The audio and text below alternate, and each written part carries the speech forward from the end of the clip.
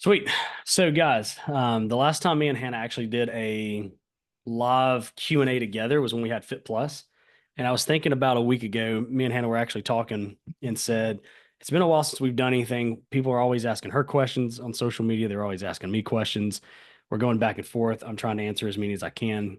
And then I was like, how cool would it be just to do something unscripted? So there's a lot of podcasts where husband and wives get on here and talk, but they're able to review things. They're able to rehearse, they're able to cut things out, edit. To me, that's not fun because you're getting something that's in production. It's not raw and uncut. So for us, it's like, let's just jump on this and do it how we used to at Fit Plus. So at Fit Plus, we'd take our phone and put it on a tripod. We'd be in the kitchen and then we would just talk back and forth. There's been a lot that's happened since Fit Plus. It's been what? It was April of 2022, babe. Yeah. So yeah, April of 2022. So almost 2.5 years since we've actually done something like this together. And we've recorded some stuff in the car. We've recorded some stuff on trips, but it wasn't good. It turned out bad. We started giggling, laughing, and maybe too much wine or whiskey may have been involved in that. Do what, babe? It was definitely whiskey. so so we have these questions that have come in. We have and you can submit questions in the chat. So I know a lot of people sent me stuff on Instagram. A lot of people sent me stuff on Facebook when I made my stories a couple of weeks ago, and I've compiled them in a list. We have 10, 20, let me see, hold on a second, I'll tell you. We have 10, 20, 30, 40. We have probably about 70 questions from what's been sent in. Obviously, I'm not going to go over all of them because I know people will ask some stuff here. So this is fun. Are you ready, babe? Sure. I think my camera lighting looks so much better than yours. Well, I'm dark in here. And I said, how are you going to see me? He's like, you're fine. I wasn't about to put you in the professional studio. This is my home base in here. Well, I didn't want to be in there anyway. So So, guys, we're going to have fun with this. Like I said, we've not done this in forever. We've got some questions. So I'm going to read from these. As I'm reading from these, just throw them in the chat. I do have the chat sent directly to me and Hannah. So that way you don't have to be embarrassed of something if you don't want no one to see who sent the question or asked the question. It's literally coming directly into me. So Hannah is actually using a Osmo Pocket 3 for her webcam. And I'm currently using my Sony A6000, which is it's my most favorite camera I got. It's a 35 millimeter lens on there, 1.8, and I love it for live streaming. It's great. So, but yeah, I've got to get Hannah a webcam if she's gonna start taking this thing serious. So the first question is for me. It came from a Sarah.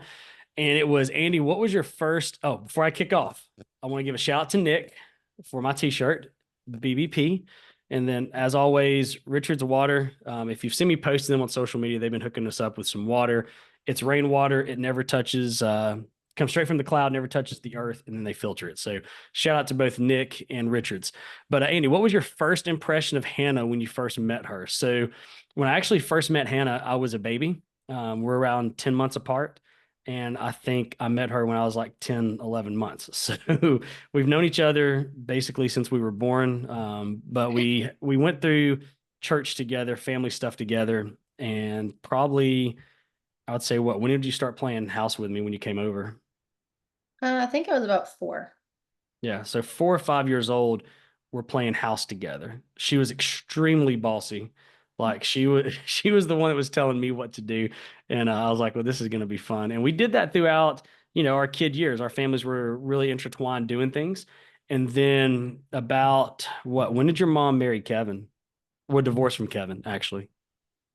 When I was 15. So 15, because when she was with Kevin, I would hang out with Kevin, a lot. He was a big bicycle guy, and I loved bicycles. So he would do stuff with the church. But then when Kevin and Rhonda split, that's kind of when Hannah split as well for me. So I didn't see you for what? I broke my legs. I was 21. So that's 6 years later. Yeah. Well, I saw you periodically, but you were not home a lot because of racing. Yeah. So 6 years later, I saw her. I actually saw her at a movie theater that she was working at in a wheelchair. And I looked pretty rough. I had the colored hair, gauged earrings. And she totally wasn't jiving with me, like at all. No, No, you wasn't jiving, like zero. She had a thing against people in wheelchairs, which I thought was really did weird. not. I'm just kidding. She didn't. I just wasn't her look. And then we ran into each other at the mall a while later, and the rest is kind of history. But Hannah, what was your first impressions? My first impression of what? Of Me. the baby? You're so cute. Yeah. Um, I mean, at first, like I said, like you said, it was not compatible. I mean, I was like not attracted to you when you were with your ex by any means because you looked completely different then. And that was not my forte by any means. He had gauged earrings.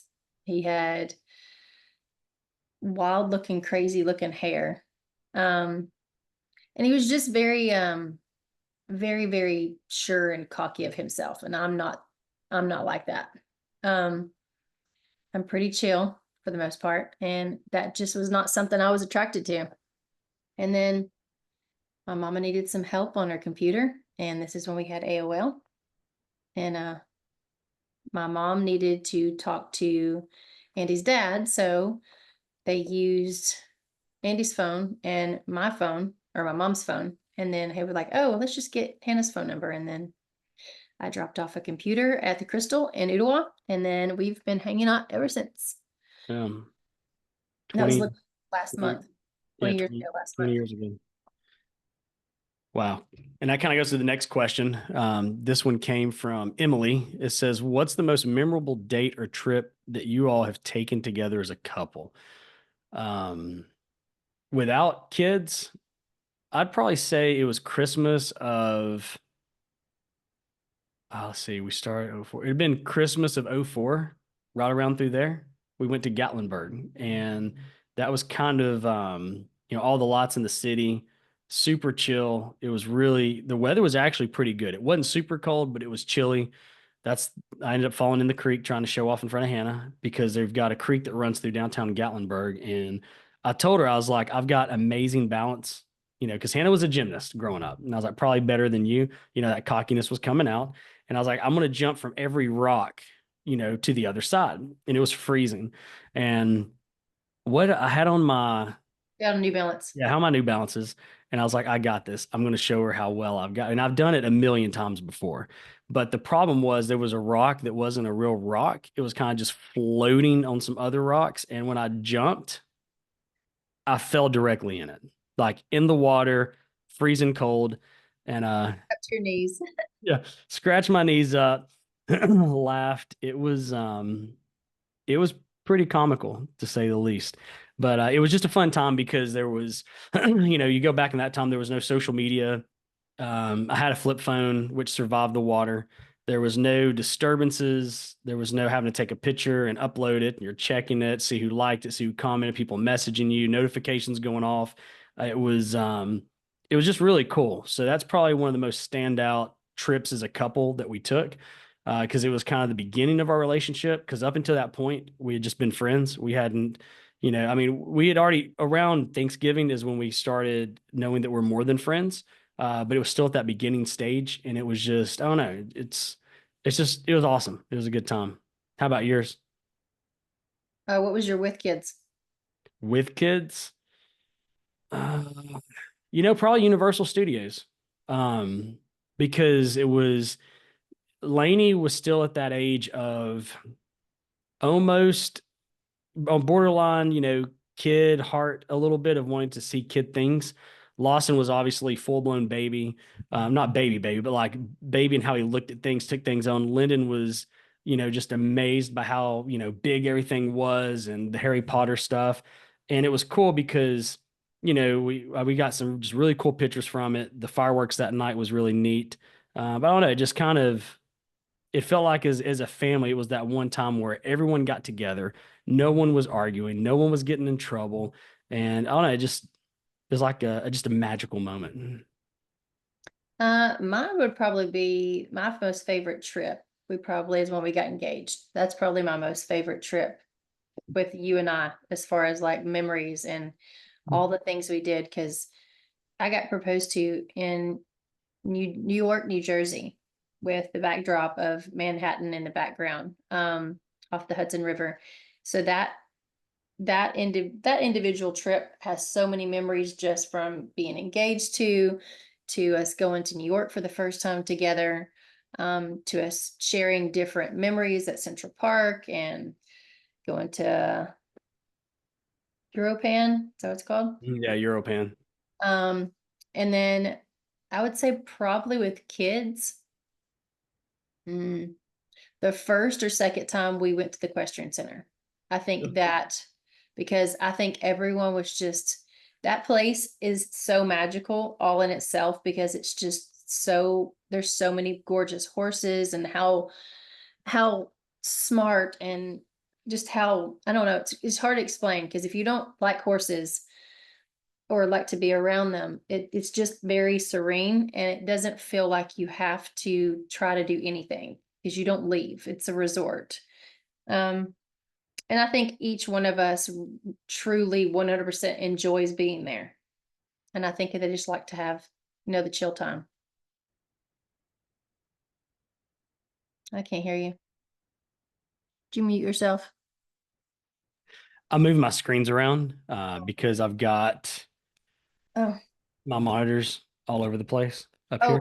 my chat does not work. So, Yeah, it's not going to. okay, just making sure. Yeah, so I have all the chats muted, and I do that because if I don't, people will come in here with a username and pretend like they're me, and then that turns into them messaging people trying to rip them off and scam them. Oh, I'm glad I'm not you. That'll happen to me. Now you're telling me. No, it does happen to you. You've had people pretend to be you. No, I have people steal our kids' pictures. Hmm. So next one is from David. How did you handle disagreements or conflicts while working together in business? He just told me I was fired all the time. And I Yeah. said, okay. And I would go to walk out and he'd be like, no, I'm sorry. Sorry. You just can't do it that way. That was my, that was HR telling me that I couldn't. Yeah, I don't. So that is one thing I can honestly say. Like, I out of anyone, I'm probably the hardest person to ever work with. I want things done a very, very meticulous way. If it's not done, like there's no on a scale from 1 to 10, it has to be done at a 10. If it's done at like a 9, it's not good enough. And that was something I had to self-reflect on. I had a lot of good friends that worked with me, where I mean, I admit it, I ruined a lot of good relationships. I caused a lot of issues with friends that we had to make right because of that, just because I'm very, I guess, being thrown into corporate America at 17 years old.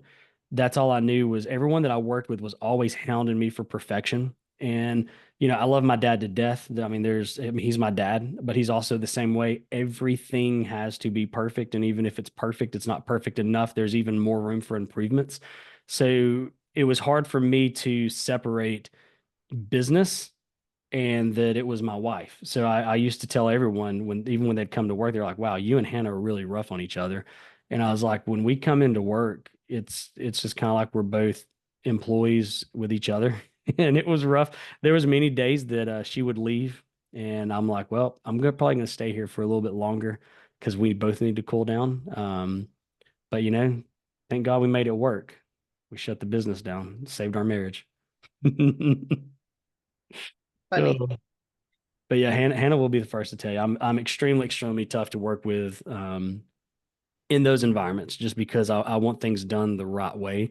Especially when you're giving people a service and product. I wanted people to be greeted a specific way. I wanted people to be acknowledged. I wanted conversations to take place. It was weird. I'll be honest, it was weird, but me and Hannah have always worked together. So through all of our businesses, whether it was the supplement company to, doing our packaging for events, to hosting events, to Fit Plus, to the meal prep, coaching people, whatever it is, it's always been, business.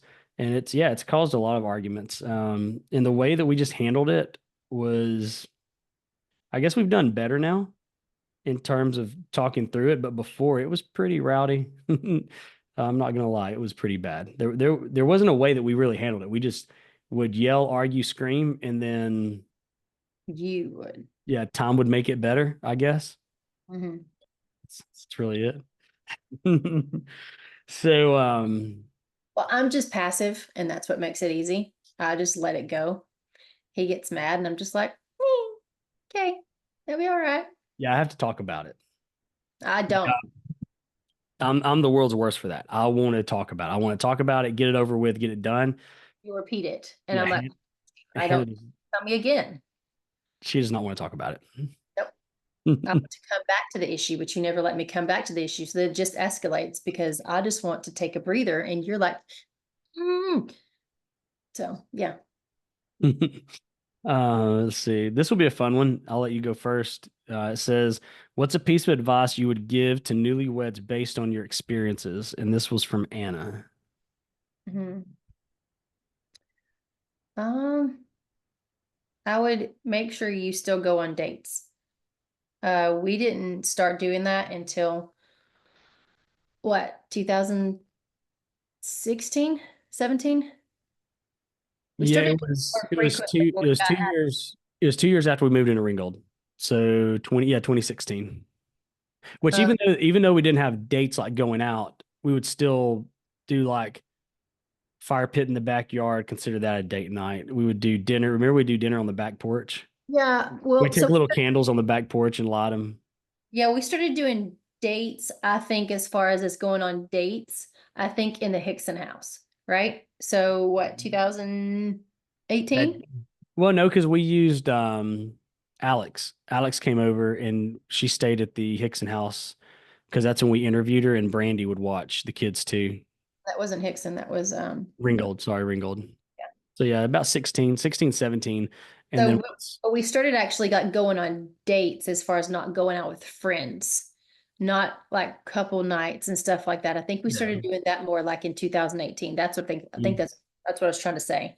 I would try to like go and do fun things together that you used to do when you were dating, periodically. Not like it doesn't have to be like once a month, but I mean like I think you should still date your spouse. Um, Andy started that, and at first I was like, "Oh, this is nice. Like, get out of the house and like be child free," because I was with them more than he was at that time frame. And obviously, I got to be with him one on one, which was amazing. But I think that you should still like do things together by yourself. And if you have kids, I think it makes it way more enjoyable that you have just one on one time without having someone screaming or needing you. And obviously, you can still eat dinner at home and watch movies at home after your kids go to bed, but or at least go in the backyard and have like a bonfire or something.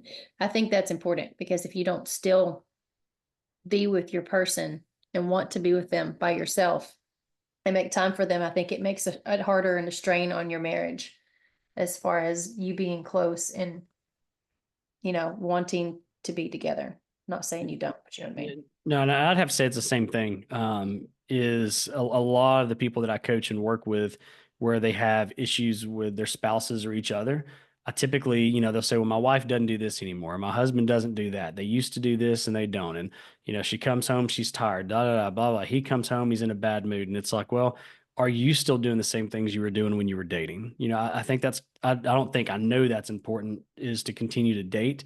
I would also say, the best piece of advice too is to not listen. Well, I mean, obviously you're always going to want to take people's advice, but to not let other people influence, your decisions. Me and Hannah have seen it a lot with acquaintances and people that we've known who've gotten married, where a lot of the influence for the things that happens to their marriage or divorces, it comes from outside information and outside people. Because when you share, like let's say me and Hannah were getting a big fight, big argument and I go and I tell my boys, we go to the bar and I'm having a beer, or I go to someone's house, football game. How are you and Hannah? Ah, we're doing pretty good, but she did this. It really made me mad. She said this, it pissed me off. And da, da, da. Well, then Hannah talks to her girlfriends and she tells them, now what's happened is my guys are on my side and now they're angry at something Hannah did to me. And then Hannah's girls are over here and now they're angry at something that I did to Hannah. So now when we get together, it's this weird vibe of, well, I can't believe Andy said that to you. And then the guy, I can't believe Hannah did this. And before you know it, you've just created this mess.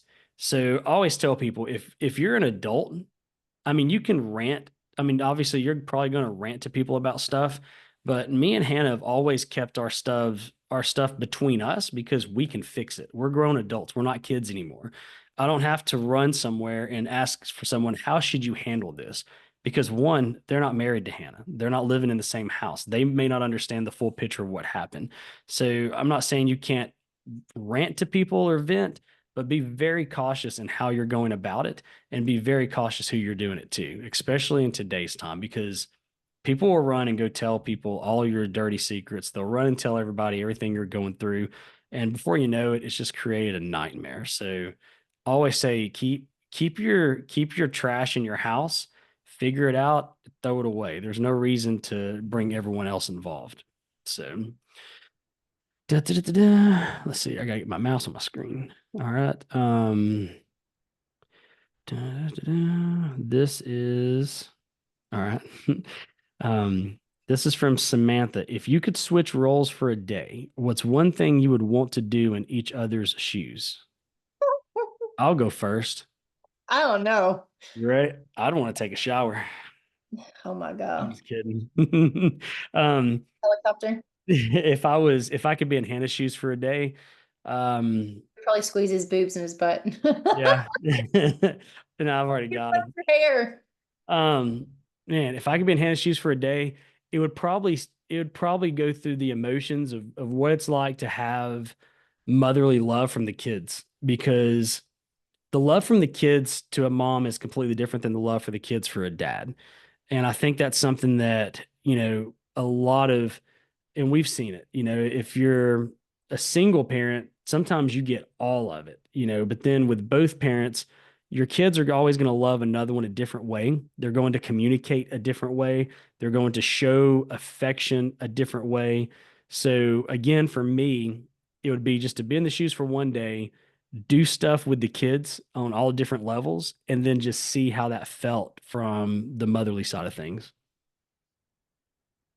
I don't know what I would say because I wouldn't want to do any of your jobs. I never have, and I don't think I ever will. Um, I, I think, I think I would. This is gonna sound mean, but this is the only thing I can think of. Oh, great. I think I would enjoy not wanting to be needed literally 24/7 Yeah, I get that. by kids because they'll walk right past you. Mom, I need this. Well, that's right there. No, no, I need you to do it.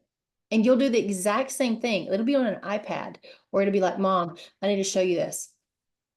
Okay, well, I'm doing something right now. Can you like show your dad? No, I need to show you. Like I like the other day, I was laying in bed and you were standing over the bed on your phone. Lawson walked right past you. Oh, I know. I watched him. There was a spider. Okay, a spider upstairs. I don't like spiders at all. Walks right past Andy. Mom, I need you. Why? I need you. There's a spider upstairs. I'm like, Dad's right there. Get Daddy. I don't want to go kill it. No, I want you to kill it. I think that would be probably good. And I have ADD really bad. I think that my ADD would go down just a tiny bit because I wouldn't have so many other things to worry about for them at the day. But that's not going to happen. So Fair enough. yeah. Let's see here. The next one is Hannah. This is from Olivia. Hannah, what is Andy's most unusual or endearing habit he has? Habit. Or just something unusual I do? Probably when I do anything at a sink, I stand on my tippy toe. I cock one leg sideways, maybe. I don't know. I don't pay attention to most stuff I do. Um, he he pees with one foot like this, and he also brushes his teeth like that. But when he broke his legs, that was his balance Yeah. mechanism to figure out how to not fall. He cannot stand anything in his nose. Like his poor nose hairs, I feel so sorry for him. They're gray because he's picked them so much. Um, he's super meticulous about being clean, which is unusual for, well, most men, I think. He will take about at least 2 showers, sometimes up to 4, depending on how sweaty he gets and how many times he uses the bathroom. I knew that was coming. He does not like to go and get dirty in the bathroom and not go take a shower. We're late half the time because that's what happens, and he has to go take Sorry. another shower. I have actually, fun fact, we've actually went out on a date before, and I've had to use the bathroom, and I've gotten a hotel room downtown just so I could use the bathroom and then take a shower. Yep.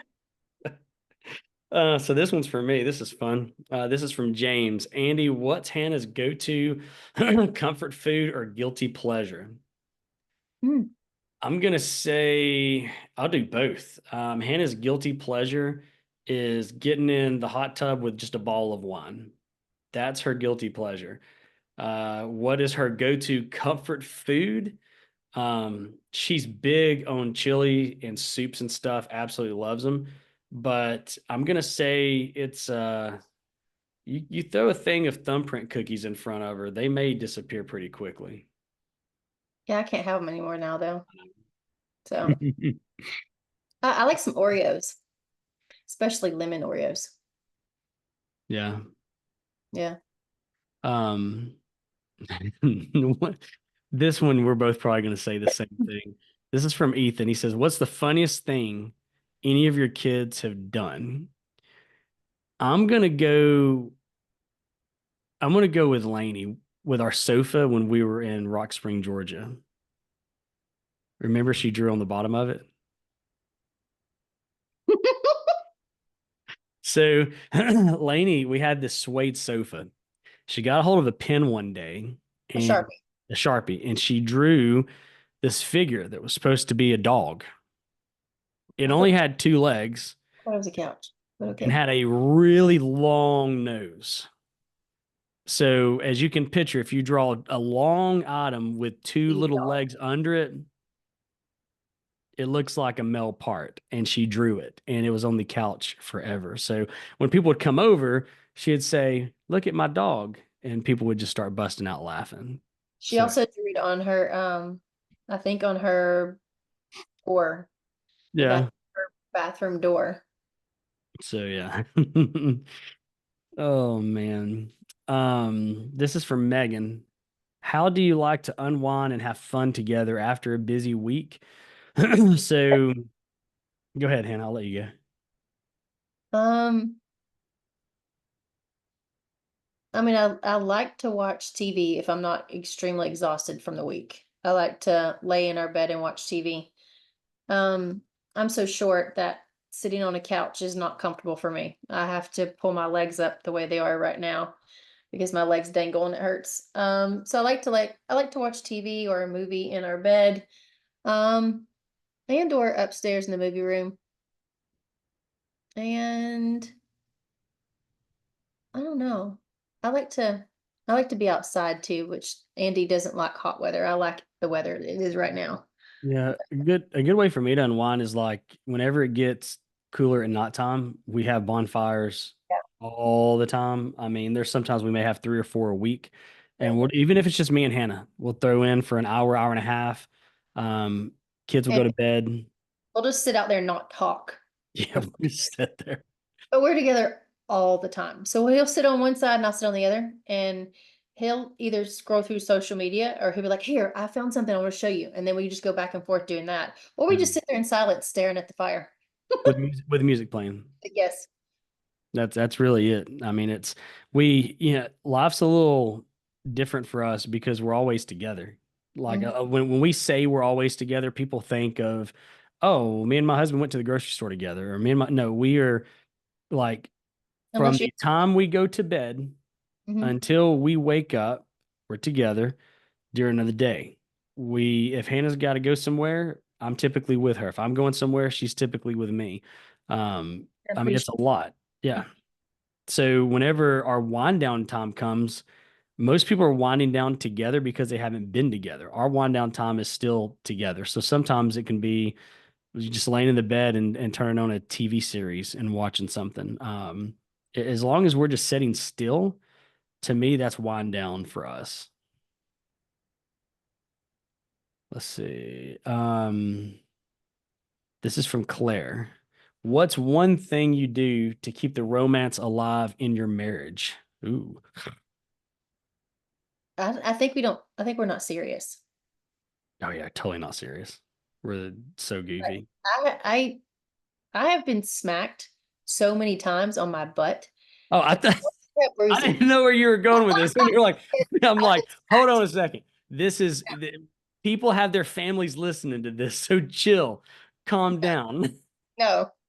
I think we're just super not normal. And a lot of people, I mean, obviously, if you know us, you know we're not normal, but like we're not, we're hardly ever serious. And he gets so mad at me because he's way more serious than I'm serious. It's so hard for me to keep a straight face sometimes, and I'll just bust out laughing, and he gets so mad. Yeah, I mean, for me, I think keeping your romance alive in a marriage is staying young. And like I Mhm. said, continually dating each other. And it's funny because if I go back, I mean, obviously we're going to keep it, PG-13, but if I go back to when we first got married and the things that we did, how we treat each other, the way we talk to each other, everything, fast forward 20 years later, it's still the same. It hasn't, we've not I hate saying it this way, but we've just not turned into old people. And when I say old people, I don't mean if you're in your 60s and 70s, don't take offense to it if you're still living a good, healthy life and you're having fun. But what I mean by old people is just when you see people like when I was a kid and you'd see, like grandparents or even parents who were just ill all the time. They just one parent would go to bed and then the other parent would stay up and watch TV, or one parent would go out with their friends and another parent would stay home, or the grandparents would eat dinner and not say anything and then just go their separate ways in the house. That's what I think of when I think of just old people. And we haven't got there. I'm 42, Hannah's 41, and I feel like we're still kids. I mean, I feel like we still act the same way. Like she said, we're pretty goofy. We don't take things too much serious. I mean, obviously there's a time to be serious, but there's a time not to be. I just think that plays a huge role into that, especially the goofy side of it. I mean, that's the one thing, like there's times where we'll tickle ourselves to death till we got the hiccups. We'll wrestle. I'll pop her with a towel. She'll come over and pop me with a towel, or she'll pinch me. We've poured cold water on each other while in the showers. We sprayed each other with the faucet in the kitchen. Like we still do dumb stuff that we did like we were kids. And while I'm not saying that if you do that, it's going to save your marriage and keep it alive, but I think finding out what worked when you were dating and just continually doing that, it's when I tell people the easiest way to continue dating your wife is to pretend like you're going to lose her or someone else is going to try to date her, because that's what you're doing. If we're being honest, whenever you're dating someone, you've always got that thought in your head. What if she talks to another guy? What if she goes to work and someone hits on her? Am I doing enough? Did I get her? Did I take her out to eat dinner? And did I actually wine and dine her? Am I writing her enough notes? Am I sending her enough messages? Am I actually showering her with love? Am I showing her intimacy? And when you're dating, you're trying to do all those things because you don't want anyone else to do that. But I know so many couples that when they get married, it's like, oh, well, she's mine. She's not going nowhere. And then everything stops. And I feel like as long as you still do those things, like you could lose her or him, you're always trying to do better. You're always trying to push forward. And I think a lot of people just lose track on that. Do you have anything, Dad? Oh, sorry. I was waiting for you to say something else.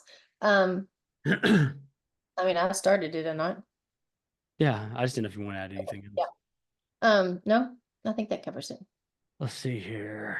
Some of these we would be talking about forever and they don't make many sense. So I'm just going to scroll through here till I find. And then I want to answer one more from the list and then we'll go to the chat. So be sure you guys throw them in the chats. Let's see.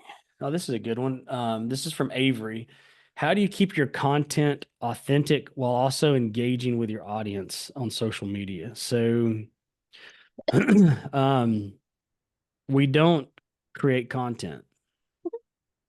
We just record our life. That's it. There's That's it. no now let me rephrase that. We have created content for specific pictures and specific videos and stuff for Hannah for like the Bubbly Fit app when we were promoting that. I mean, there were times where it's like, okay, Hannah, walk this way, Hannah, walk that way, let's shoot this. But that's not the content that we put out all the time. The content that we put out is, doing stuff with the kids, date nights, having friends over at the house. And that's just documenting the life that we have. We're not trying to create that. It's actually what we do every day. And, talking about that, I don't know many other people that are our age that will do some of the stuff that we do. I mean, it's nothing for us to have a Tuesday or Thursday night and have 15 to 20 people at our house all eating dinner together, bringing their kids over. We've had friends come over on a Friday night and they pack their bags and spend the night and bring their kids, and their kids are staying the night. It's not just their kids spending the night, it's the whole family. And it's really cool on how that I guess has come about because I mean it's so funny. We could be a Thursday night and a text message gets sent out and says, "Hey, I just went to the grocery store, bought some steaks and chicken. You want to do dinner?" I'm like, "Yeah, sure." You want to invite some people. And before you know it, 15, 20 people are over at our house eating dinner on a Thursday night. So it's just really cool to see that because that was an environment I didn't grow up in.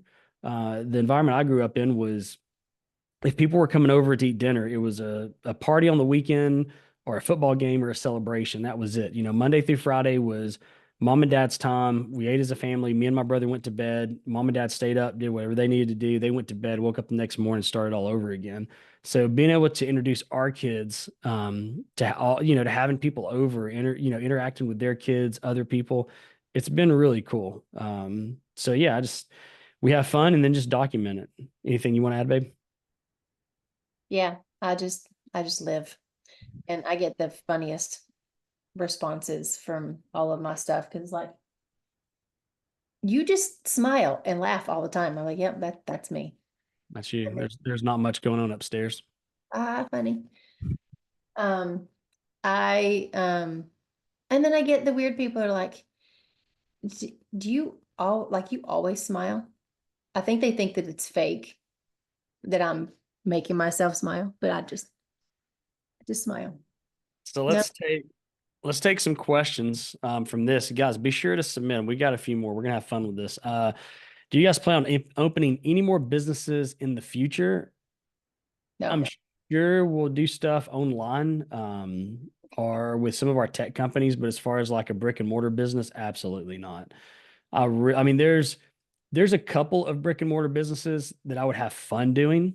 We've thrown around the idea of doing like a boutique style gym that was member based only, where it wasn't open to the public. You kind of got to handpick your clientele. We've been to a few of those that I've actually absolutely loved, where it's 30 to 50 people that have access to it. They pay a premium. I mean, you're talking $400 to $1,000 a month membership, and it's very exclusive. But again, you're also in Chattanooga, so something like that's not going to take shape. And I really don't want to open a business and not be there.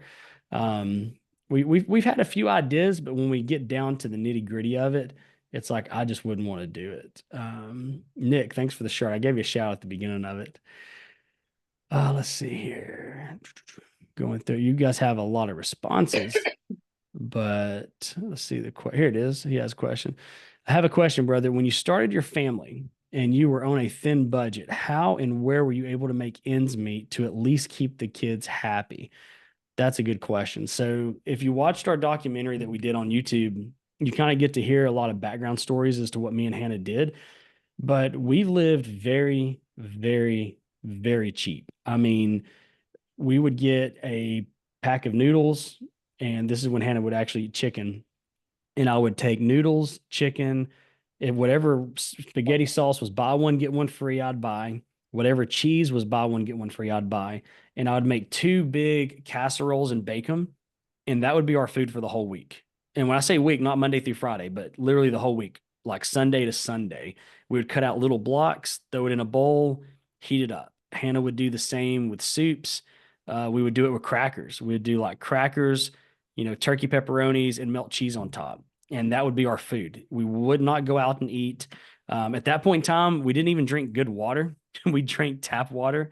Like we bare bonesed it. Now, when we had kids, which was Lainey first, we were able to have fun with her for free. Like that was the big thing Hannah was really good at. Hannah coming from a single mom, and her mom was also trying to watch her money a lot. Hannah was very creative in how she would do things. So, we were always going to different parks. So Hannah would say, let's go to this park, let's go to that park, we can go to this park. So we are always going to different parks. She would come up with things like, hey, tonight at this restaurant, if you buy one entree, you get a kid's meal free. So we're like, okay, well, that gives us a date night. And then Lainey gets to eat for free. So we would do stuff like that. When it came to toys, like Lainey had a lot of toys. I mean, thank God we had family that would just give us toys, and friends would give us toys and hand-me-downs. But our kids were never really toy kids. If you go back and look at pictures and videos of Lainey when she was a kid, she wanted to play in a swimming pool. So we would go to like the dollar store and get one of those blow up swimming pools. And she would get in it with she would have Godzilla, and she would have a couple of little toys, and she would just play in the water all day. And Hannah would play outside with her. They would play with chalk. They would play with the water hose. She would help Hannah plant stuff in the garden. So it wasn't expensive like for us to do things because we always found a fun way of doing things that were free. What do you want to add, babe? I forgot the question. Sorry, Laney started talking to me. It was from Ramon. He says, I have a question for you. When you started your family and you were on a thin budget, how and were you able to make ends meet to at least keep the kids happy? Laney did really good at being little. She just ate whatever we ate. She was the only, well, she and Lawson were the only kids that were like that for a while. But Laney was a very small eater. So as long as she had like some fruits and some cheese, she was pretty happy with whatever you gave her with that. But yeah, as far as on a budget, I mean, we played outside a lot. We would throw bouncy balls. We would throw um we would go inside and make forts and play with Play-Doh and chase each other through the house, play hide and seek. I mean, she had a all-in-one best friend all the way until Lawson came along, and then she got him as an all-in-one best friend. But I would say that, and we're not picky. We're very not normal eaters either. We're snackers. So it made life a little easier. And I worked for my family, which is a meat distributing company. So we got chicken and steak and anything like that and cheese related stuff. Pretty low price because of that. So we would take chicken, or I would take chicken or steak and put it through the fajita machine and then put it in little individual 1 pound packages. And then that would last us forever. Yeah. So that was beneficial. So this one says, this is from Brett. He says, how did Hannah feel about you wanting to make your first big trade or investment, and how much were you risking? So the first big investments that I made wasn't really trading. It was in business deals. And Hannah never, she would ask how much something was and then be like, you know what? I don't even want to know. Like Hannah's the type of person where she doesn't want to know about it because it'll stress her out. She would rather not know and then just say, if you mess up, it's on you, fix it, figure it out. And the first ones was business stuff. So the first big investment I made of us being married was a little over $100,000, and we lost it. The next investment was like, I think 70, 80K. We lost it. And we went through this back to back for probably about $300,000 to $400,000 of just losing money in investments and investing in businesses and friends telling us, hey, we could start this. Let's do this. Okay, we'll invest money. And it sucked, obviously. But Hannah never, she knew that we had a place to live, car to drive, food was on the table. So she never doubted that we were going to do it. I will say that, the investment side of things, she was always skeptical of. I still remember when I came home and told her that I was taking my whole 401k and dumping it in, Bitcoin and cryptocurrency. She was like, I don't think that's a good, idea. I've read things, I've seen things. And that was probably the one big disagreement we had. And then I'll never forget it. We were at our house in Ringgold and we slept on a couch. Like a lot of people don't know that. We had this big L-shaped couch in our living room. So the house that we were in was only a 3-bedroom. So Lainey had a room, Lawson had a room, and Lyndon had a room. Me and Hannah didn't have a bedroom. So the living room was essentially our bedroom. And we always had people over at the house. So we didn't want to put our bed in the living room at the first of it because where would people sit? So we just had this massive big couch that we bought from IKEA, and she would sleep on one side and I would sleep on the other side. So she was going to sleep one night and it was like 2, 3 o'clock in the morning. And I'd been investing in Ripple, Omni, and a few other cryptos, and they started pumping. And I'll just never forget waking her up screaming. It scared her half to death. And I ended up making like $18,000 that night. And when that happened, I think that's when she saw, okay, this could ultimately be good for us if it works out how Andy's going to say it does. And needless to say, like 2 years later, we actually had a bed in the living room. so, so Yeah, yeah. Do what? yeah, that was quite weird when you look back at it. Yeah. But The we whole made time it we work. had that couch, we did not sleep together. Like, think about that. I Yeah. slept here. Well, no, there was a couple of times where we would sleep head head. Remember, my head and your head would be here, and That's not I sleeping. know, but I tickle your back, and then every once in a while I'd lay long ways, and you'd fall asleep in between my legs. Yeah, I did fall asleep like that a lot. It was weird. It was a really, I mean, like we just knew we had to make it work. There was no, Yeah, I don't think we ever like, okay, this is stupid. We got to do it this way. We just did it the way we did it. it was normal to us. Like if we'd have told most people, oh yeah, we sleep on a sofa and our kids sleep in the bed, they just said we'll get a bigger house. But we didn't want to spend the That money. wasn't, We yeah, that we wasn't the option. no, we knew this is where we're at. This is where we're budgeting. This is what we have to do. And people would come over to the house all the time and they'd be like, I really feel bad for you and Hannah. Like, can we help y'all? You're Do fine. you want us to start like a donation for you? And I'm like, no, I promise we're good. Like It was more we're important to us for our kids to have their own bedroom because Lyndon did sleep in our room. We tried that. We tried as a baby, for her to sleep in her crib next to my side of the bed. And without fail, it did not matter if the door didn't creak, the floor would make like a creak. And she even slept with a sound machine, but it didn't matter. She could hear us. And then like I would cough or whatever, and then she'd be like, "Eh," I'm like, oh my God. So we were just like, we can't do this anymore. So it was just beneficial for Lainey to have our master bedroom and then Lyndon take over Lainey's old bedroom. And everyone was happy. Everyone could sleep in their room, play with their own toys. Um, we just had to share a bathroom and not have our own master bathroom, but it yeah, was fun. we made it. We made it work. Yeah, it was not people. I mean, it sounds worse than it actually was. I had a blast. Me That too. was that was a fun. That was actually But I think that's how our life has always been. We've never made it be like, oh my God, like this is going to kill me because this is not how life should be. I think that we've just always made it be that it's fun and this is just how we do things. yeah. We're Yeah, not traditional at all. no, as long as we're together, I'm happy. And I mean, that's kind of how we made it work. Yeah, and that's how the kids have always been too, because I mean, we've homeschooled for 4 years, but it's you don't realize how much they want to be with you until we go on vacation for 2 days and they're constantly, Mom, Dad, like I want you to be home with me. I don't like you being gone. So I mean, like we've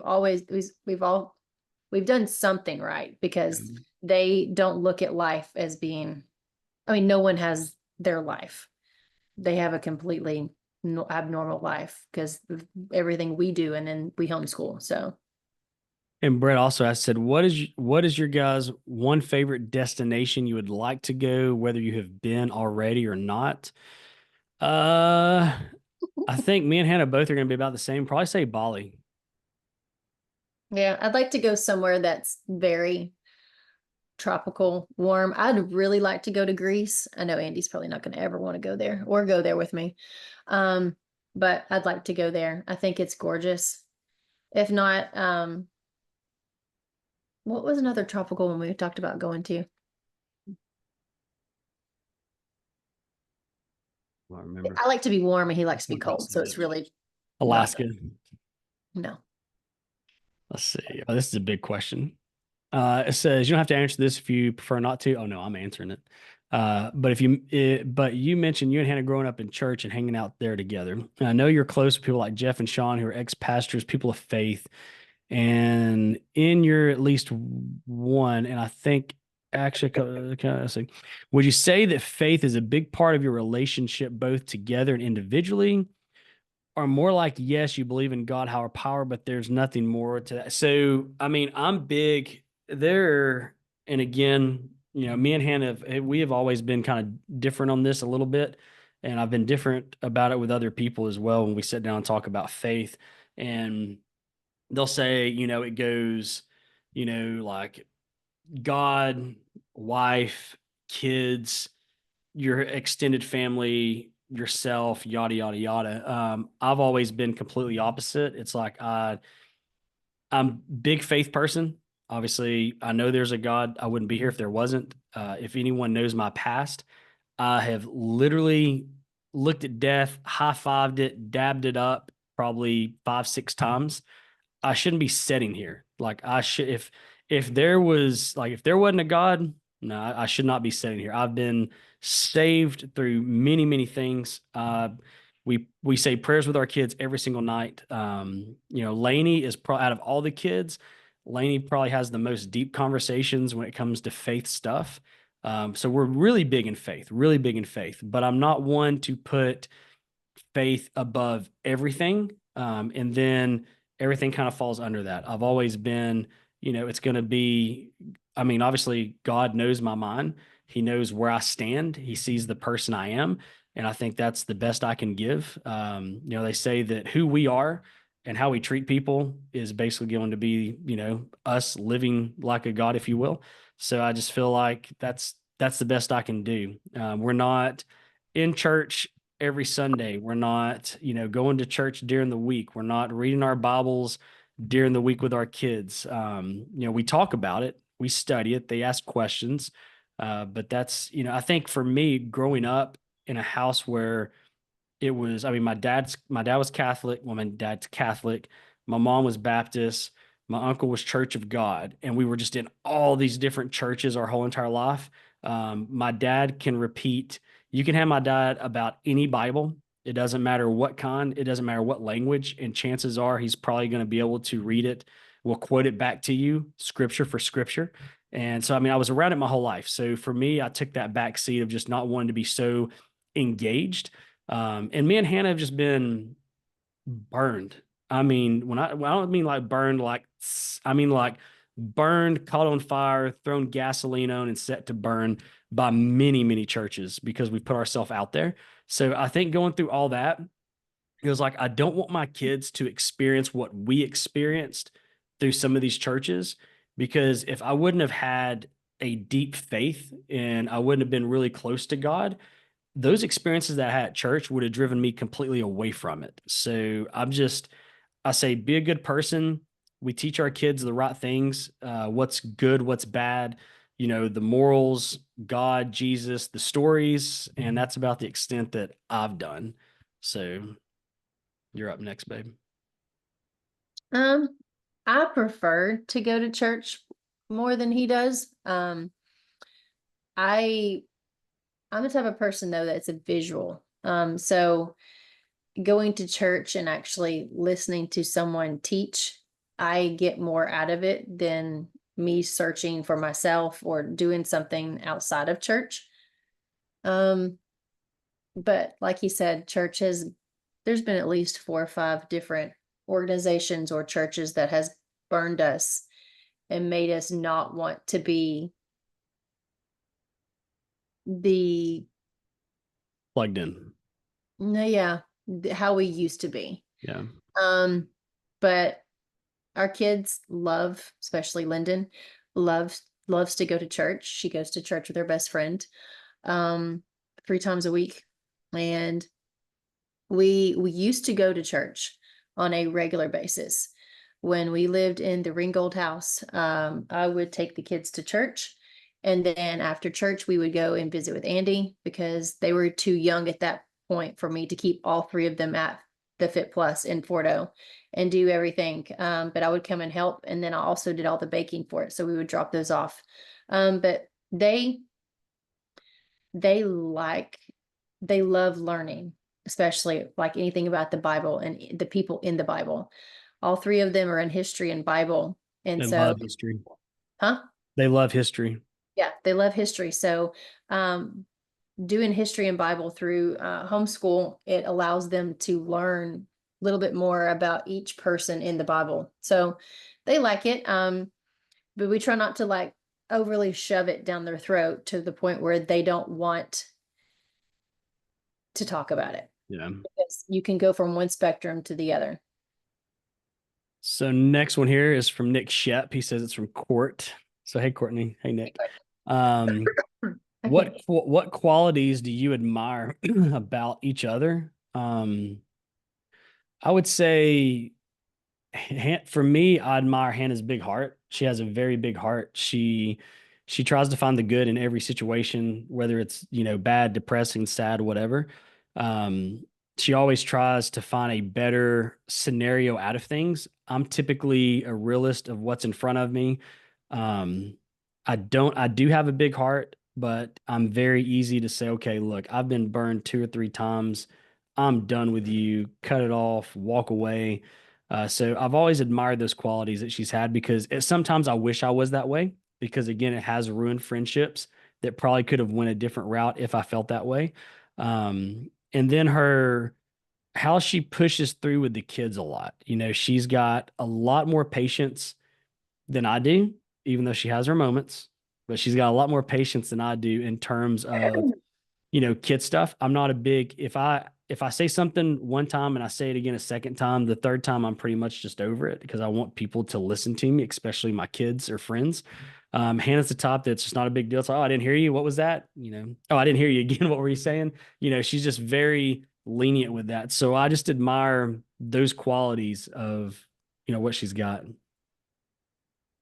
Um, I wish I was more stern because you can say something and like they're like, okay, Dad, I say something, it's like 7 times ago. Like I said that, like it's not changing, but it's my fault because when they were little, they would be like, Mom, can I have this? Mom, can I have it? And I'd feel bad to start whining. And I'm like, yeah, you can have it. So that's my fault that they're that way.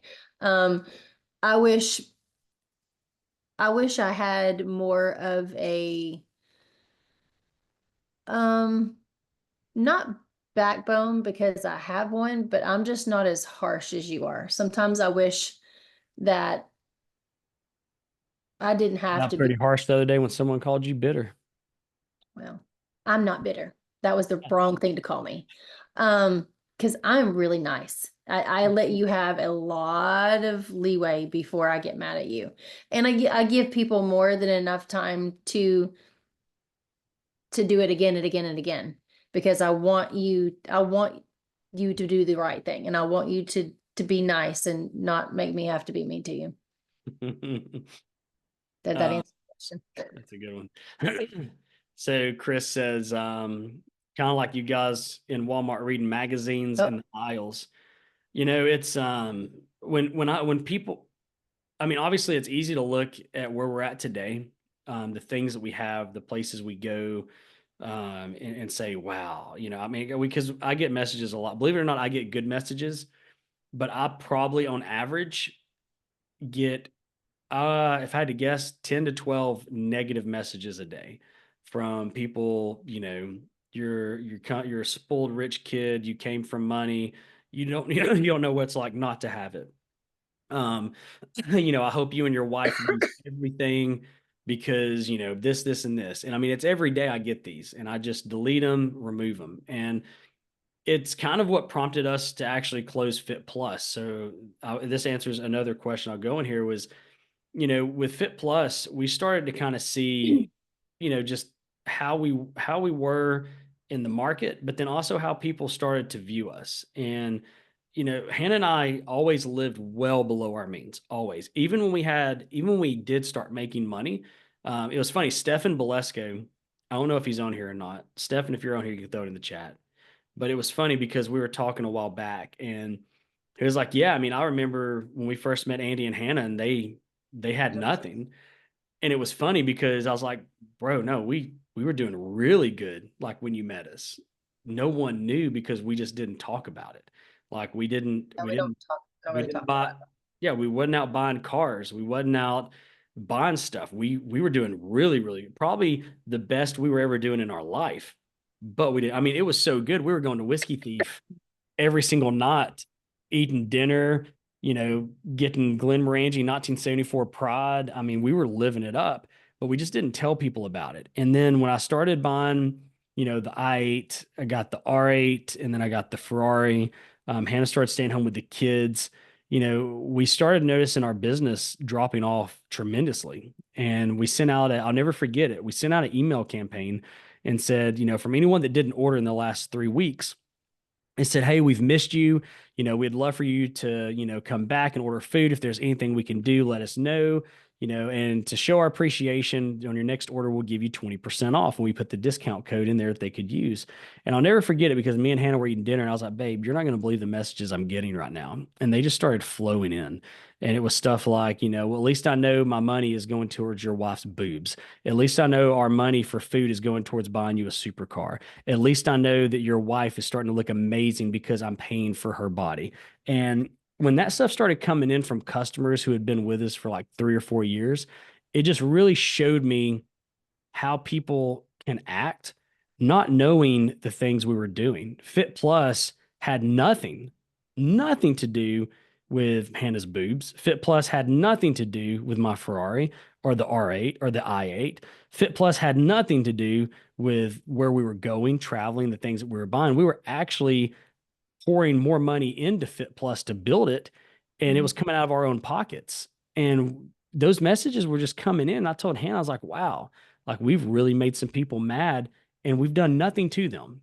All we have done is started to show them a little bit more of our life because we want to enjoy the fruits of our labor." People don't, that was easy for them. Like I got the Ferrari in 21, I got the R8 in 2020, and I got the i8. I got the i8 early. The i8 was in 16 or 17. But First. yeah, but we'd went through so many years of not having really anything, but no one cared about that. But when we started getting nice things, that's when they started getting mad. They didn't realize that me and Hannah would go to Walmart on a Friday or Saturday night, and we didn't even want to spend the money on magazines because we couldn't. So we would just go get magazines and read them. Like I would legitimately go grab a mag. I don't know what she's doing. The camera's dying and I don't know how to plug it out. It shouldn't be dying. It's dying. When I sat down, it had 39%. It has 12%. Oh, it's fine then. You'll make it. It's plugged into the computer. Oh, it's not charging. Yeah. It's using the power as it's going through. Okay. So we're going to Walmart to read magazines to where we didn't have to buy them. Hannah would find books that she wanted to read, and we would go to Barnes and Noble at Hamilton Place. And Barnes and Noble would give you free refills, by the way. So I would get a coffee, she would get, a drink or whatever. And she would sit, I'll never forget where the bathrooms were in the back. You had those little two tables. She would get a book and I would get a book, and we would read to where we didn't have to purchase them. Like we would go, people just don't understand. We had no luxuries of life for years. Hannah would not get her hair done. She would not get her nails done. She would wear the same clothes, like she would wear the same clothes she wore when we were dating. After she really had Lainey, she would wear them. And, when we started like, okay, we've made money, we've put money back, let's enjoy it, then that's what started this whole movement. So, Chris, the fact you remember that's pretty cool because, like I said, a lot of people just they don't know the things that we did. There's a picture I posted on Facebook where Hannah has Lainey, on her chest, and she's reading a magazine, and people were like, "Oh, y'all are just hanging out at Walmart." It's like, no, this is what we did because if we bought the magazine, it was going to be like $8 or $9, but if we go there and read it, it's And free. Laney's formula was expensive too, so we had to figure out how to not use that money. Oh, that was fun. Let's see here. Thanks for being transparent. I've already read that one. Where was that other question at? Chris, you don't have to answer this, but how is your brother? I have no idea. I don't talk to my brother. I kind of called it quits with him about a year ago, unfortunately. And it's not that he's every time I say that, people are like, "Oh, is he on drugs?" No, my brother's when it comes to drugs and stuff like that, there's no drugs, there's no drinking, there's nothing. There's It's just no responsibility. there's And just it's yeah, really hard to watch and talk to him when you have no drive and no responsibility and you're his age and you have a 6-year-old. It's really hard to watch. So it's easier for us both to just not watch and not talk to him. He talks to me still. I don't have him blocked or muted or anything. But he'll ask me a question or he'll send me something and then that's it. We're not close. So, I yeah, mean, it is. it's just a bad situation, unfortunately. And I mean, I tell people I wish it was different because obviously me and my brother were super, super, super close when we were younger. Um, and I mean, all the way up till we were teenagers. And when we were teenagers, we would do a lot together. He'd go to some of my races. He would travel with me a little bit. He would go here and there. Yeah. Yeah, And, huh? you're close all the way until Yeah. 20. Yeah. And really, when it got to a point where I just saw that, his where he's going in his life is completely different than where I'm at. And I've tried to help him. He doesn't want it. It's just sad, I mean, that's all there is to it, unfortunately. And things may change in the future. He turned 39 last month. I pretty much said if you're 39 doing the same stuff, You're that's not just going. where you're going to be. But I mean, I won't take it away from him. Great dad. He shows up for his daughter. He does what he needs to do, but just, from a perspective of where he should be and the things that we don't agree on, it just doesn't happen. So instead of, ruining brotherly love and putting my mom and dad in an awkward situation, we've just decided not to talk about it. And it's kind of where we're at, unfortunately. Yeah. Da, da, da, da. Next, this one is from Jordan. What financial advice would you give to someone just starting to invest or to save for the future? Make your life as bare bones as you can. I mean, figure out, So don't try to live what you see other people doing on social media. Like that is a killer for teenagers and 20-year-olds right now is they're trying to keep up with the outfits. They're trying to keep up with the shoes. They're trying to keep up with the trips. They're trying to keep up with, I want to go here so I can take these pictures. I want to go here so I can do this. And I actually just sat down with a kid who wanted me to mentor him. And after talking with him, it's not going to be a good fit. So obviously I'm not going to mentor him. But when I'm talking to him and we're going through kind of our initial phase, he would say things like, "Oh yeah, next month I'm going to LA for a bit." And I'm like, "Oh, you got business stuff out there? What are you doing?" It's like, "I'm just shooting pictures for social media." I'm like, "All right, cool. What's social media pay you? Like, what do you do? You do brand deals or what?" He shows me his social media pages. I only got like 2,800 followers, no brand deals. He said, "No, I'm just doing it to put on social media. It just looks good." So, bro, so you're gonna get a ticket to LA.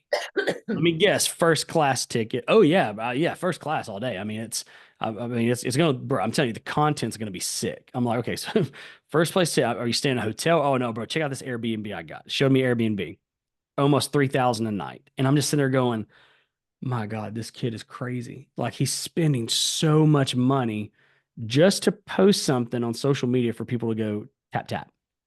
That's it. Not making them any money, not doing anything. So it's like when I see that, it really concerns me on where people are in their life for what they're willing to spend money for to just show other people. So yeah, I say just live as bare bones as you can. Do what makes you happy with who you're with. Forget about social media.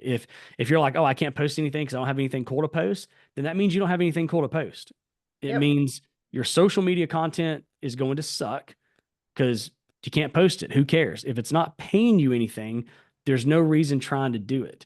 Um, At least that's how I look at it. Hannah may have something else that she wants to add to that. No, I don't. This is good. How do you incorporate financial education into homeschooling? That's fun. So our kids do not get money for chores. They don't get money for stuff like that because that's just life. Hannah does a chore board, and I guess you'd call it that, right? A chore board of the things they need to get done. And they just have to go through and check it off each day. But they don't get rewarded in that for money because that's just what they're supposed to be doing. Like that's And that was really hard for them to understand yeah, it's because like their other friends get paid for doing chores. And I said, okay, well, let me explain something to you. There's 5 of us in this house. Do you think it's fair to let dad do the work of, all the stuff that he does, and then it's up to me to make sure that the laundry's done, the dishes are done, the yard is mowed, the floor's vacuumed, it's dusted, the countertops are wiped down. And they're like, no. I'm like, okay, well then you should have set things that you help me keep the house clean. Y'all can care less if it's dirty, right? Yeah. I'm like, okay, well, let's see how long it takes for y'all to notice how the floor is dirty. We have 2 dogs, so it doesn't take long. But if you get like on day 3 or 4 and it's not vacuumed, you have like dust bunnies of like dog hair flying in the air. And they're like, oh, mom, like I need to go vacuum, don't I? I'm like, probably should, because, you need to help me. But it took them a while. I will say it probably took them until, well, COVID was a big eye opener for them because I was like, you guys are home now. You can fold your own laundry. They thought I was like the devil. So they fold their own laundry. They now in this house will come down and do their own thing. They'll do their own laundry and get it all done. But yeah, unless we use Poplin, yeah. then Which we've been trying to not use Poplin because we're home. we're home. But yeah, it's for financial stuff. It's they don't get rewarded for that because as you get older, you're not going to get rewarded for washing clothes or doing dishes. You're just not. So they get rewarded for things that actually require them to get rewarded for. So, if we're out and I see them doing something for someone else, if they're going that extra mile to help, their brother or sister do something that I know they don't have to do, or they're helping, me with something that I didn't ask them to do. Like if I'm outside and I'm cleaning out the garage and I'm doing something and I'm doing that myself, then all of a sudden Lyndon comes outside and says, "Hey, Dad, can I help you?" It's like, "Yes, well, you can help me." And if she busts a butt, then, yeah, hey, here's an extra $10. Here's an extra $15. And what I do with the kids is as long as they save their money, I'll match it and continue to give them money. And they understand how money works, obviously. Like Lawson, he took me and Hannah out to dinner. Well, lunch. He didn't have to pay for it, but he did out of his own money.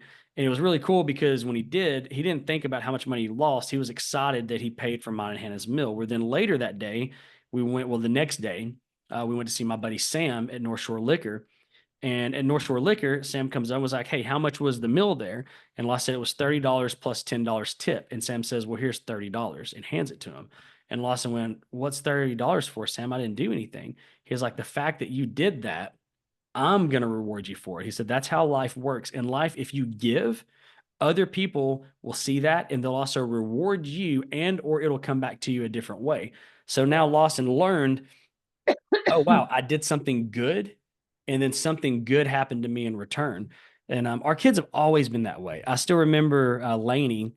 There was she was young. I don't remember what it was, but I got $1,000. It was something for Fit Plus, and I got $1,000 and gave it to her. And I said, "All right, Lainey, what do you want to do with this $1,000?" No, it's $2,000.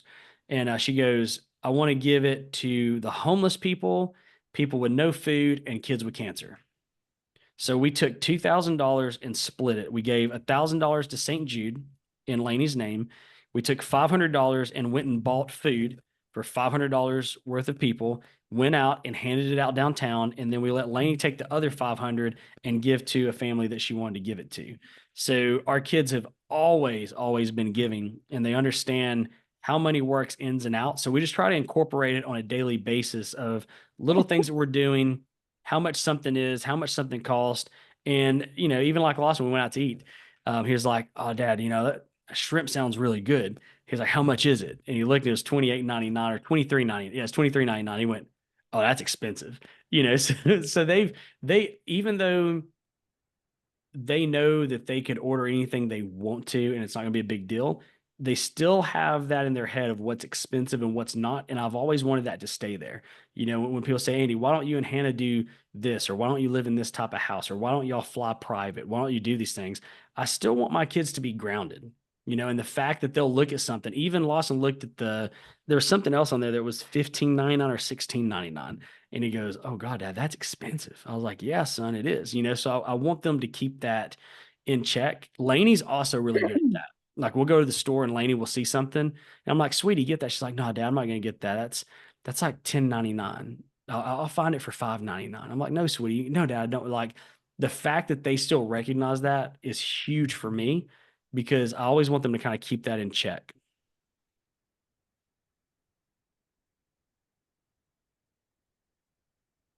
Mm, this is a fun one. Can you hear me? Yeah. What are you laughing at? I I was holding the water in my mouth. know. Don't want to start a debate, but why does Hannah mow the grass and you just weed eat? Hannah loves to mow the grass. That's her workout, 10, and I think she just likes how it looks when she mows the grass, I guess. I love to weed eat, so I don't Well, mind weeding. Huh? you won't let me weed eat. Sometimes it drives me insane because it won't get done for a couple of times. And I'm like, oh my God, that grass over there looks so bad. Um, so fun fact, when I was 14 to 16 years old, I owned my own lawn care business. And I borrowed my grandfather's push mower and I would take it down the sidewalk to the neighbor's yard on the other street and mow their grass. Um, Back then they paid me a lot of money. It was like a half-acre lot and they paid me $30 and I mowed it every 2 weeks. That was one house. And then I had two or three other houses. Um, I just like it. But I like to mow the grass. I like to garden. I like to plant flowers. I like all that stuff. And like he said, it's a workout in itself. We have a slope. So like I always do that last, which is not smart, but I sweat like crazy also. So it's like I've also been to Hot Works and worked out and got a suntan and got to listen to music and no one's screaming mom all at the same time. So, oh, sometimes they do. They sometimes come outside multiple times asking me for things, but I like it. I've always liked it. And I just like weeding because I like creating the little perfect lawns around And the edging and everything. yeah, That's he won't let me edge either. So, guys, throw in a few more chats on here. I'll take them. It's already going on 9 o'clock. So, throw a few more in here, and then I'm going to read a few more off of here. What is the biggest fear that you've had in your life? That comes from Sophie. So, obviously, biggest fear growing up was losing my parents or my grandparents because, I mean, obviously, they were my life. And I would stress myself out. It reminds me so much of Laney. I would stress myself out so much that I'd actually make myself sick or I couldn't go to sleep because I was so afraid of going to sleep and waking up and something happening to him. And it's crazy because at that point in time, my grandfather was like in his late 50s, give or take, early 60s. I think, let me see, 30. Yeah. So he was in his late 50s. My parents obviously were in their 30s. early 30s and I was worried about them dying, and now here I am, and that's the same thing that Laney is. My biggest fear now, I'm just even, and this goes back to the faith stuff. Like I know they say that, if you're Christian, you believe in God, there's more to life, after death. But there's still uncertainty of what that life is. You can read it in the Bible, you can believe in that, but we don't know what it's going to be like. Unfortunately, it's not been a thing where it's like, hey, I'm going to take a trip, I'll be right back. And you take a trip and come back. You don't know. So I tell people my biggest fear now is not being present, for my family. I think of Lainey, Lyndon, and Lawson and the life that they have ahead of them. And, I mean, it throws a rock in my stomach thinking about, Lainey growing up and me not being here to see it. Lawson turning into a man and me not being here. Lyndon growing up, to be this just bubbly little, teenage girl running around and not being here for it. And that's the type of stuff that, it tears me up. And then thinking about, not being here to grow old with Hannah, and saying that, if something happens, who becomes her husband, who becomes the kid's dad, those are things that I always think about that pains me. And Hannah will tell you, like it's hit me so hard before. I don't even want to go to sleep. I'll go in the kid's room and I'll bounce around. I'll lay in the bed with Lennon for a little bit, and then I'll go lay in the bed with Lawson for a little bit, and then I'll leave Lawson's room and I'll go in Laney's room. And normally Laney's up anyway, so we just sit there and talk. And we were all crying together a few months ago because Lainey had that same fear of what happens, if she were to die, or what happens if she woke up and something had happened to me or mom. It's like, babe, that's the same thing even to this day I go through. There's days where it's like I don't want to go to sleep. What happens if I go to sleep and don't wake up?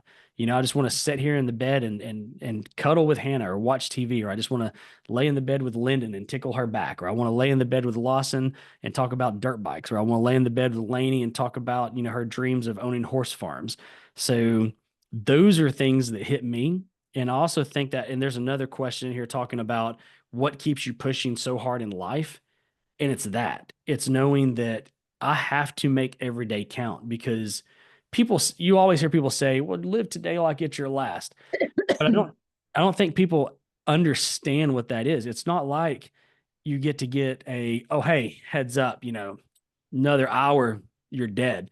It just happens, and when it just happens, it's just done like that. And sometimes you don't have a chance to tell people goodbye. Sometimes you don't have a chance to live out that last moment. And in other cases, you do. You may be diagnosed with something to where it's coming, but for most people, you don't. It just happens. So that's probably something that is my biggest fear, kid, and even now, is just not being present. You're up. Oh, I was popping my neck. sorry, I got choked and it. Um, yeah, I think one of my main things is that something's going to happen to me, and they'll end up growing up without a mom.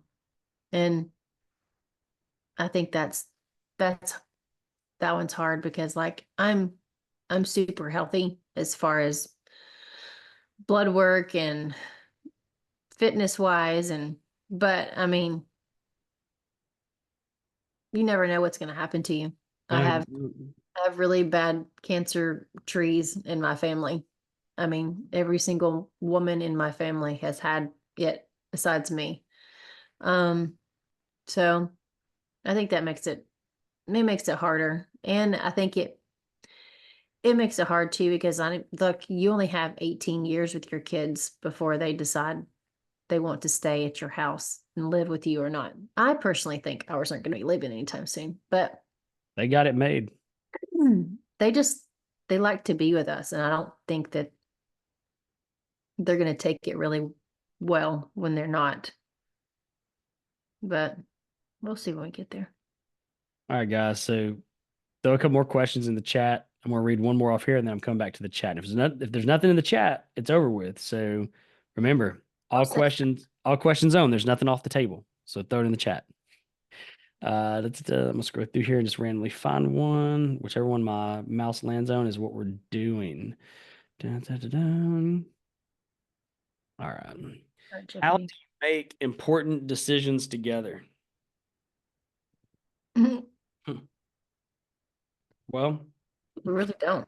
no, we if He makes them, and I'll just kind of say whether or not I like them or not. yeah, Hannah likes throwing it on my plate to where if it messes up, she can just point her finger at me and say it was my fault. Because when I make the decision, that's what he does. So we just don't leave it up to Hannah. I mean, important decisions are pretty much neutral. I think when you're with someone long enough, it's almost like you two turn into the same person, if you will, for how you look at things. So like a lot of important decisions, we're on the same wavelength with. If it's like a decision for the kid's school, we're pretty much on the same page. If it's a decision for how we're doing something at the house, pretty much the same wavelength. The biggest things that we differ on is when it comes to, I say, discipline the kids. That's probably the biggest thing, that if me and Hannah get in an argument, it's going to be over kid stuff. It's never over adult stuff, like, all the pettiness that you hear people say, like, oh, you know, I ran into an ex, or an ex messaged me, or, this guy at the gym double tapped my picture on Instagram. It's never that stuff. It's always kid stuff that we'll have a disagreement on. Only because, like Hannah said earlier, she wished she could be sometimes harder on the kids, but she doesn't want to. So then that's where I kind of come into play. But then there's also times where I'm also really harsh on the kids. And again, that's, sometimes good, sometimes bad, because of my upbringing. I did have a dad that was extremely strict in the things that I did and how he ran the house. My grandfather wasn't as strict, but my grandmother was. So, I mean, when my grandmother's wrath came down, it came down pretty dang hard. So I think a lot of that's kind of ran into how I discipline. Whereas Hannah, her mom had rules, but again, it was her and her mom were like best friends because she was a single mom. So she didn't do much to make her mom mad because she knew her mom was already stressed about stuff. She I wouldn't didn't do get in things trouble. to do what? I didn't get in trouble. Yeah. I was not, so it's hard for me to have to yell at them and get mad at them and take stuff away. I mean, I'm better at now, obviously, but like it's harder for me to do that than it is him, because I didn't ever have to do that. I never had to be like, of course I got grounded. Of course I got spanked. I got spanked by the belt one time. Literally broke my mom's heart. She bawled her eyes out because she made whelps on my legs. And that was the only thing that I ever had that was bad that got taken, you know, as far as me having discipline. So it's hard for me to have to be mean and tough, because I just think they should just be like, okay, mom, I see your point, and just go with it, because that's how I was. But they don't. Yeah. They're like Andy. Oh man. Well, we answered all the questions in the chat. We still had a ton of questions in here, but I'm not going to go through them. We still have 23 people that have been on here listening to us and hanging out. So that's pretty freaking cool. I will say this. This is something that, me and Hannah are going to try to do more of, because obviously we didn't even touch the surface on fitness, health, how she manages her life, how she manages herself, how she sets up her days, her schedules, her structures, the teaching, homeschooling, to how we set up businesses, how we run our businesses, how we delegate our time sometimes, how we didn't touch the surface on any of that stuff. So I wanted to do this because I think it's fun. A lot of people see us together posting stories, being goofy, but this isn't stuff we always talk about on social media. We'll make posts, we'll write things out, but we really don't get into the nitty gritty of it. And I wanted it to be more, Q&A open style instead of rehearsing. Me and Hannah could record this every night. Just say, hey, every night, 30 minutes, let's pick a topic, talk about it, record it. I go in, edit it, and then we throw it up on YouTube. I just feel it's more fun when we do it this way. So, I see a lot of people saying, well, I say a lot, we only got 23 on here. I think it's like 4 or 5 that said, hey, be sure you upload this on YouTube. People would love to see it. I'd love to share this with my wife. I'd love to share this with my husband. The goal is for us to share our story in a more open setting like this and answer questions. And hopefully it helps someone. If it doesn't, hopefully you got a good laugh out of it. But yeah, that's where we're at. It's a fun Mhm. time. So now the question is, what did you fix me for dinner? We have soup. Yeah, you did. You fixed a whole lot of soup. So guys, I appreciate every single person being on here. This will be uploaded on YouTube. And when it does, hopefully you're subscribed to my YouTube. If you're not, please go to YouTube, just type in Andy Peters, click subscribe, and then turn your notifications on. click the little bell. And if you do, when this gets uploaded, obviously you'll see it and you'll be able to go back and watch it. I do want to give a few shout outs tonight and things for if people need something. We have Stefan Bolesco that's on here. You can find him on Instagram. He works with children for behavioral stuff. He will also work with adults. He's good at keeping people on track, finding, the right balance, sometimes even in relationships, your life. So I tell everyone, me and Hannah can only tell you what we've learned through our life, but we're not certified, licensed, nothing to give you that type of advice. So if there's anything you need like that, obviously reach out to Stefan Bolesco. If you need any sort of photography, anything set up, obviously hit up my buddy Nick Shepard. I don't know if he's still on here or not, but you can find him as Nick Shep. Yes. Okay, you can find him as Nick Shep, obviously on Instagram. He is the one that gave me, again, this awesome shirt. You can't see the back of it. I'll put pictures up. I love the quality of it. Thick, tight neck, heavy duty, great print. I've already washed it, dried it. It's ready to rock and roll. So be sure to hit him up though. Any video photography stuff you need, he's ready to rock and roll. I've still got to have him. His Instagram is at Shep, SHEP _ the letter I _ AM. So hit him up on Instagram. He's going to come set up some stuff here at my house. I've been telling him we're going to get together. We haven't been traveling. So I'm going to have him set up some podcast stuff for me, my room, and then show you what he's actually capable of, because you may want the same setup for the stuff that you do. I want to give out another shout out to Chris. His mom has probably the best chicken salad in town here in Chattanooga. Chris, what is the address for it? And I It's believe, Brainerd Road. yeah, it's Brainerd Road. It's You- 5036 Brainerd Road. So if you're in Chattanooga, Tennessee, go to 5036 Brainerd Road. Amazing chicken salad. That's what it's called. It's Marsh's. There we Right. go. I'm pretty sure I'm right. Yeah. I Marsh's. didn't think you said it. Yeah, I didn't. Okay. I gotta eat some food. So I obviously, know, I once you keep go over my there, head. I want to make sure I'm not forgetting anyone. Obviously, everyone who asked questions and gave me great. A lot of people were in here just saying, "Thank you for you and Yes. him doing this. Thank you for doing that." That truly means a lot. What? I've got notes right here. I'm almost done. Just a second. The kids are wanting something. Da, da, da, da, and I don't think I've forgotten anybody down here that said they wanted to do stuff. If you need concrete work, hit up Jack Tarpley. Jack Tarpley does amazing concrete work, so hit him up. And I want to be where Chris's background is. he's not nowhere. It's his background. I know. I want to be where. The first time me and Chris got on a Zoom, I'm sitting there. I'm like, bro, because it was on a little box on a phone. I was like, let me know what Airbnb or hotel you're at. I want to go there. And he was like, oh, bro, it's just my background. I was like, I saw what you did there. I saw what you did there. Mhm. He said, I'm in Ooltewah. So seriously, much love to every single person that stayed on here. I'll upload it on YouTube. Anything you guys need from me, as always, please shoot me a message. Sorry. Anything you need from Hannah, please shoot her a message. I know there's a lot of people that are like, hey, my wife would love to chat with Hannah, but she doesn't want to bug her. She doesn't want to bother her. Trust me, you will not be a bother. You won't be a bug. Hannah doesn't stay on top of messages all the time. Really? Really? Okay. How many message requests have you had on Instagram? And I'm like, hey, so-and-so messaged you. Oh no, if you message me like to be my friend, no, I'm horrible at that. Because that does not like stay in my brain that I need to like go through. But if you message me and you're like, hey, I want to be friends, I'm like, oh, I'll fix you. So yeah, anything you've got, obviously reach out to her.